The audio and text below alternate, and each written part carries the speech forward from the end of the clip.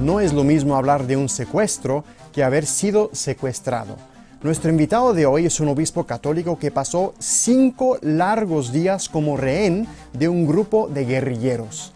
¿Cuál fue la experiencia de su secuestro? ¿Cómo cambió su forma de ver los conflictos armados en Colombia y la justicia social en Latinoamérica? ¿Cuál es la misión de la Iglesia, la de todos los bautizados, en circunstancias tan extremas? Nos lo va a compartir ahora en este su programa, Donde Dios Llora.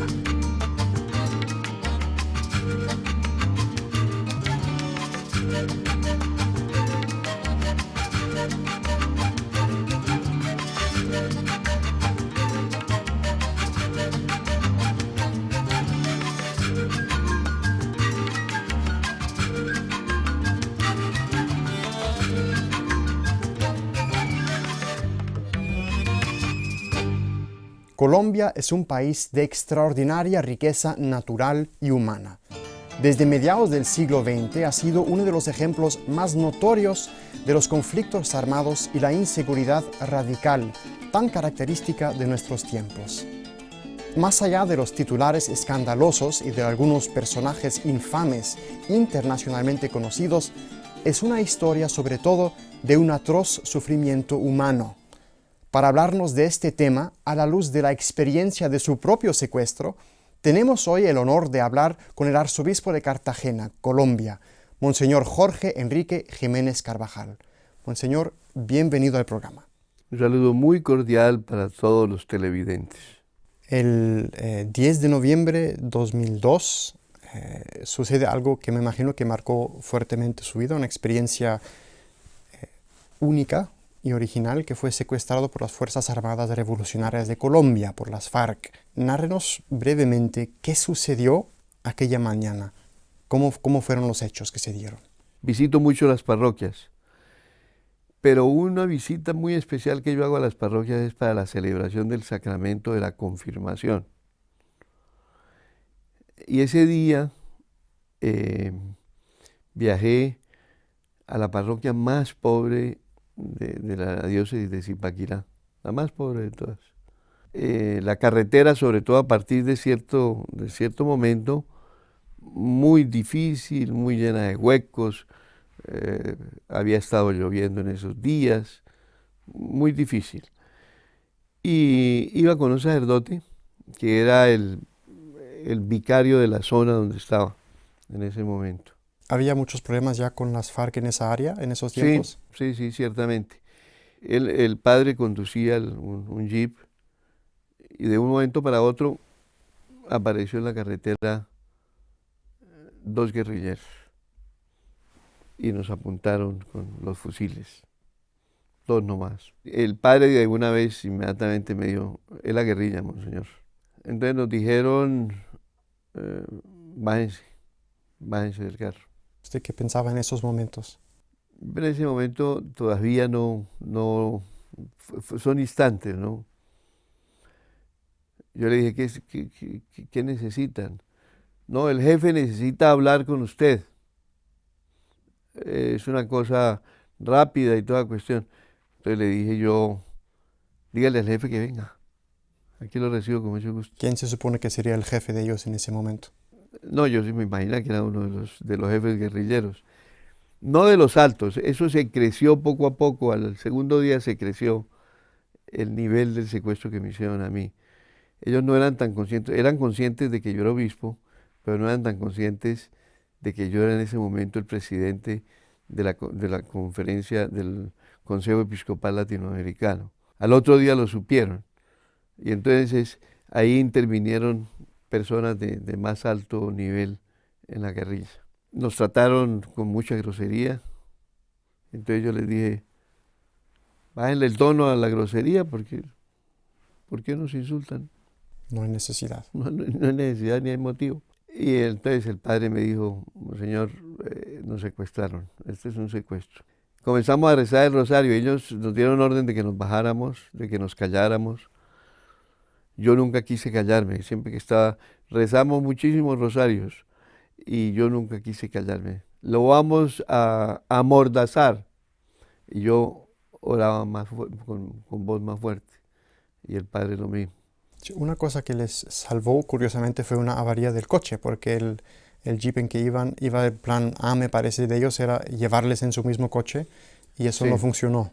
Y no funcionó, entre otras cosas, por malicia del padre que me acompañaba, porque unos kilómetros antes de llegar a ese sitio me dijo, Monseñor, le he colocado una alarma que impide seguir manejando el coche, muy curiosa, y es imposible moverlo después de 2 minutos, cuando le coloco esa alarma. Y yo me di cuenta de que el padre le colocó la alarma en el momento en que nos cogieron. Ah, muy bien. ¿Sí? Entonces, efectivamente, duró 2 minutos, no pudieron sacarnos y entonces nos sacaron a pie. Nos sacaron a pie.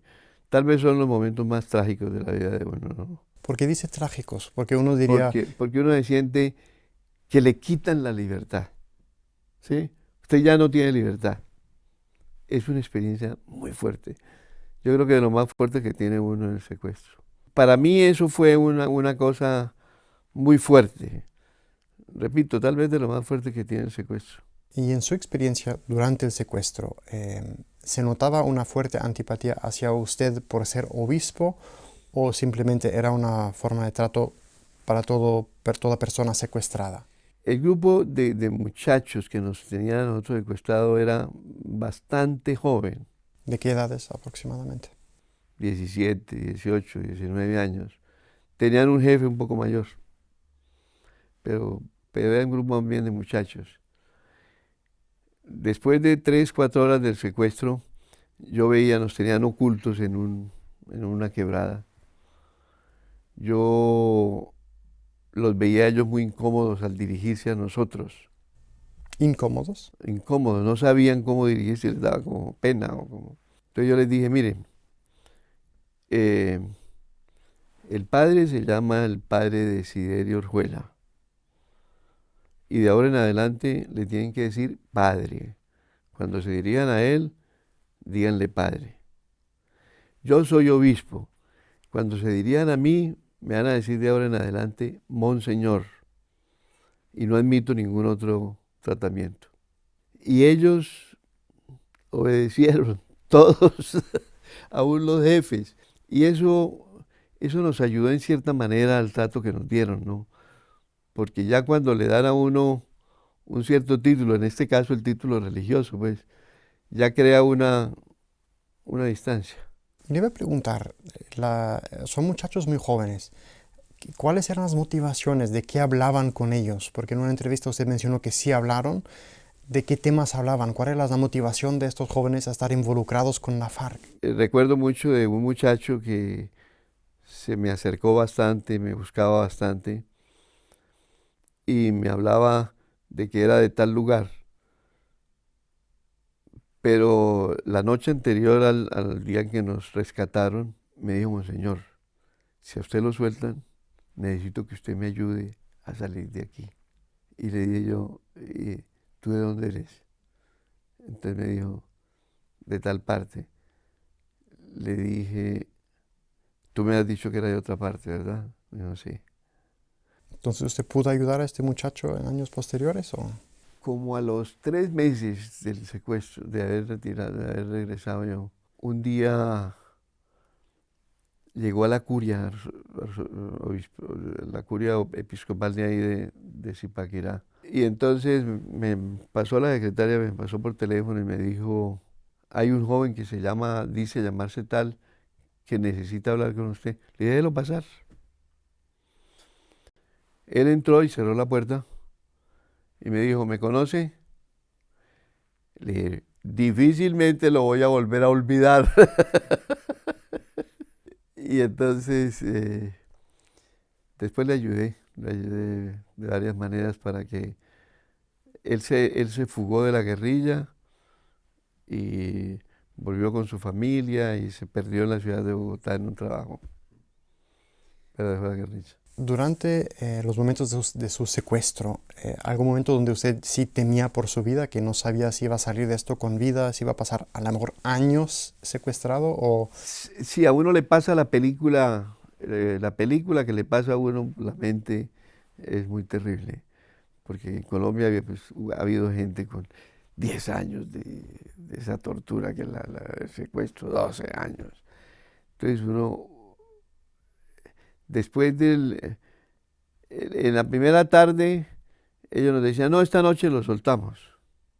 Y uno era medio crédulo porque ellos lo estaban mintiendo a uno, pero uno no perdía la esperanza de que hubiera una posibilidad, ¿cierto?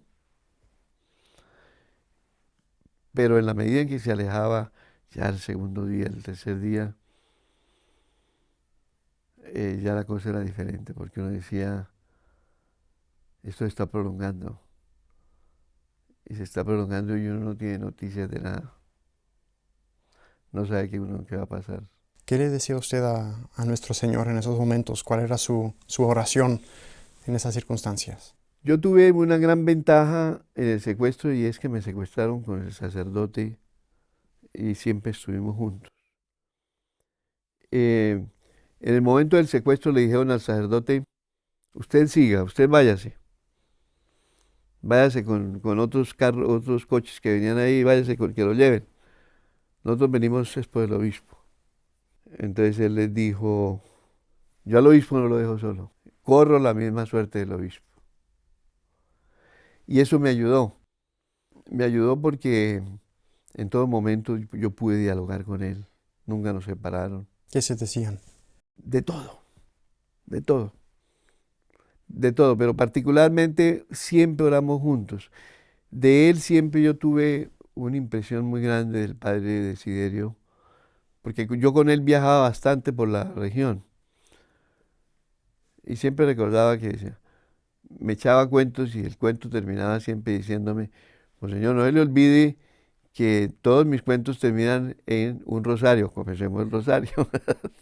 Y el secuestro fue mucho más. Todo el tiempo oramos con el rosario porque no teníamos el oficio divino, no teníamos una Biblia. Yo eh, les decía a los guerrilleros, oye, consíganos una Biblia. Entonces, la oración que les salía a uno era o la oración espontánea o la oración del rosario. Era la manera como nosotros orábamos todo el tiempo. Y siempre nos poníamos en las manos del Señor y siempre confiábamos en que Dios lo protege a uno. ¿Nunca desesperó? No, no, es decir, sí, lógicamente que a veces uno pensaba, esto se puede prolongar, ¿no? Esto se puede prolongar y al segundo día, tercer día, decía uno, como que lo van alejando a uno de posibilidades. Pero siempre nosotros éramos conscientes, él y yo, de estamos en las manos de nuestro Padre y ahí esperamos. ¿Cómo fue la liberación? Brevemente, ¿cómo fue el momento de su liberación? ¿Cómo se dio? Sí, todas las noches nos sacaban a caminar desde temprano, desde las 6 de la tarde. Tan pronto oscurecía, nos ponían en camino, por caminos muy feos, no nunca por carretera, siempre por caminos feos. Y el día anterior ellos sintieron que estaban rodeados. Uno de los guerrilleros se fugó. ¿Del mismo grupo con el que ustedes Sí, estaban? claro, sí. Uno de ellos se fugó. Y ellos imaginaron que él iba a dar noticia. Entonces nos sacaron huyendo del lugar. Eso fue un día espantoso.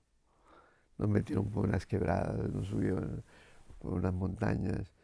Era difícil todo, muy, muy, muy complicado. Y como uno, a ver, yo no he sido tampoco ningún gran deportista, entonces pues uno sentía realmente la fatiga grande.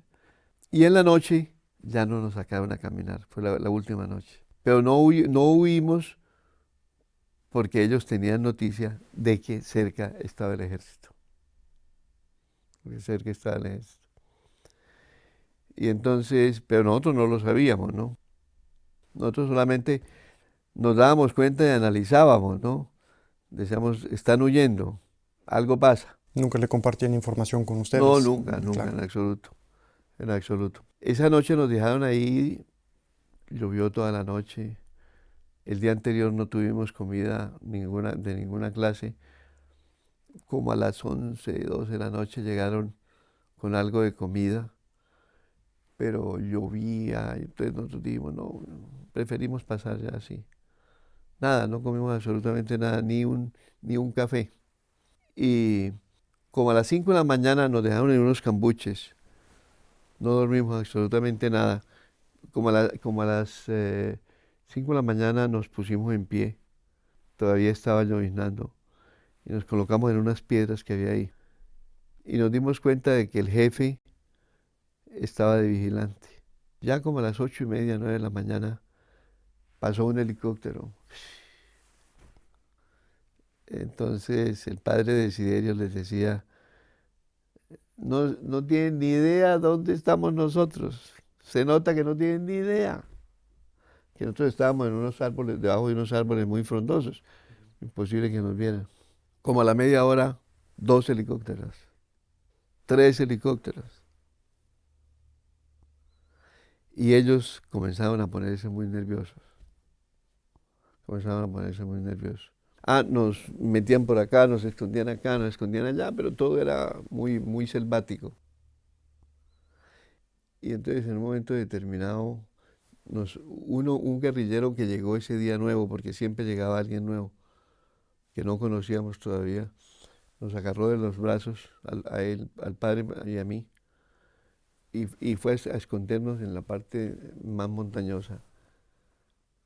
Y en ese momento un grito estentóreo de un sargento: suéltenlos, obispo, al suelo, obispo, al suelo, al suelo. Somos el Ejército Nacional. ¿Qué sentía usted en ese momento? Uf.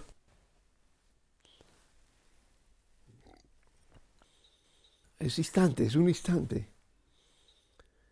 Eh, ellos todos botaron las armas y huyeron.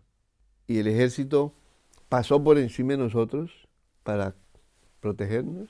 Y después de que nos tenían protegidos, entonces comenzaron a disparar, pero al aire, porque era la orden que tenían, era que nos rescataran, para que no fuera a pasar nada, nada grave. La reflexión de toda esta experiencia muy intensa le cambió su perspectiva y su forma de ver y entender los conflictos en Colombia. Hasta ese momento todavía la guerrilla conservaba cierta ideología, pero ya en ese momento se notaba que los muchachos de la base, los guerrilleros de la base, en su mayoría, lo que yo pude ver, estaban allí obligados y no vibraban por nada ideológico. Si no hay una motivación profunda, ideológica, que los mueve a ese tipo de sacrificio, ¿qué sostiene a la guerrilla? Acabamos de tener en el mes de febrero, en la segunda semana de febrero, tuvimos la asamblea episcopal, una de las 2 asambleas que hacemos al año. Y este año la hicimos sobre la pastoral para la paz en Colombia. Particularmente recuerdo una intervención de una periodista colombiana que ha tenido problemas difíciles, una mujer muy inteligente, se llama Claudia López.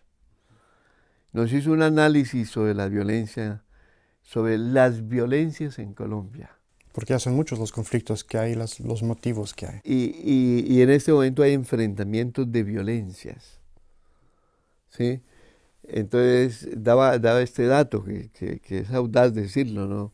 Decía, si en este momento desapareciera totalmente lo que hay de FARC y de Ejército de Liberación Nacional, que son muy poquitos ya, desaparecería en Colombia el 10% de la violencia y quedaría el 90%. Lo cual quiere decir que las violencias que estamos nosotros en este momento afrontando no provienen exactamente de la ideología guerrillera. Sí proviene en parte de la guerrilla, pero de la parte de la guerrilla aliada con narcotráfico. Ellos en este momento son en Colombia, el primer cartel de la droga en Colombia está formado por la FARC. Entonces, son cosas que a usted ya no le caben en la cabeza, ¿cierto? Porque ahí no hay ideología. Ahí no hay ideología. Y luego hay muchas bandas criminales. Ese fenómeno, pues no sabemos exactamente a qué se debe, porque en El Salvador sucedió exactamente lo mismo. Cuando acabó la guerrilla, como hay tanta gente que estaba dedicada al dinero fácil, al robo, a la extorsión y toda cuestión. Y no hay suficiente empleo y no hay suficiente manera de ubicarlos de nuevo dentro de la sociedad, entonces se levanta una ola de violencia. Y alguna vez le escuchaba recientemente al presidente de El Salvador que decía que en este momento tienen más violencia que cuando estaba la guerrilla. Hoy en día, la madre de todas las guerras es el narcotráfico. Entonces, ¿usted cree que realmente puede haber esperanza que se acabe cuando hay tanto dinero detrás de este negocio de la violencia? Es difícil. Yo no sé hasta cuándo nos tocará a nosotros aguantar ese flagelo de la violencia. De alguna forma, la violencia es fruto de la injusticia social. ¿Qué puedo hacer yo como cristiano para cambiar esto? Creo que un papel muy importante lo juegan los padres de familia. Hay un ingrediente de violencia intrafamiliar en el mundo, no solamente en Colombia, en el mundo, muy fuerte. Si no hay violencia en el hogar, la persona crece de una manera normal, pero si hay violencia en el hogar, se reprimen muchas fuerzas que después de alguna manera estallan. Pero luego los laicos, particularmente los laicos profesionales que han tenido la oportunidad en nuestros pueblos, que no la tienen la inmensa mayoría de nuestra gente, de formarse, de educarse, todos ellos tienen que dar su aporte para una sociedad justa, para que se sea justo en la distribución de los ingresos, para que se sea justo en la superación de las desigualdades. Las desigualdades siempre son origen de violencia. Yo vivo en una ciudad muy desigual, Cartagena, y siempre me da temor ese aspecto, porque tal vez es la ciudad más desigual que hay en Colombia. Y digo yo, esto en un momento determinado puede engendrar una ola de violencia muy grave. Y hay que actuar. Formas de educar para la paz hay muchísimas. En primer lugar, conociendo el Evangelio de Jesús.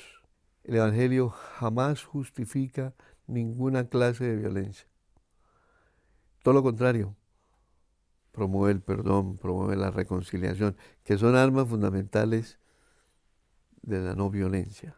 Si nosotros enseñamos el Evangelio de Jesús, si nosotros hacemos que la gente conozca cada vez más la palabra de Jesús, que conozca el Sermón de la Montaña, capítulo 5, 6 y 7 de Mateo, es toda una cátedra de cómo serenar el corazón, tener un corazón pacífico y de cómo luchar auténticamente por la justicia. Señor, se nos acabó el tiempo. Si quiere terminar, si puede dar la bendición para los que nos siguen el programa y los que están aquí en el estudio con nosotros. Con mucho gusto, ha sido para mí muy placentero estar con ustedes y a todos ustedes que miren este programa, a todos los que trabajan aquí, les deseo que el Señor los bendiga en el nombre del Padre y del Hijo y del Espíritu Santo. Amén. Monseñor Jorge Enrique Jiménez Carvajal, muchas gracias por haber estado con nosotros. Amigos, gracias a ustedes por habernos acompañado en este su programa Donde Dios Llora. Si tienen alguna sugerencia, algún comentario o si quieren saber cómo pueden ayudar a la iglesia perseguida misionera en cualquier parte del mundo, ven la información en su pantalla después de este programa. Muchas gracias por habernos acompañado, que tengan una feliz semana y nos vemos, si Dios lo quiere, la semana que viene.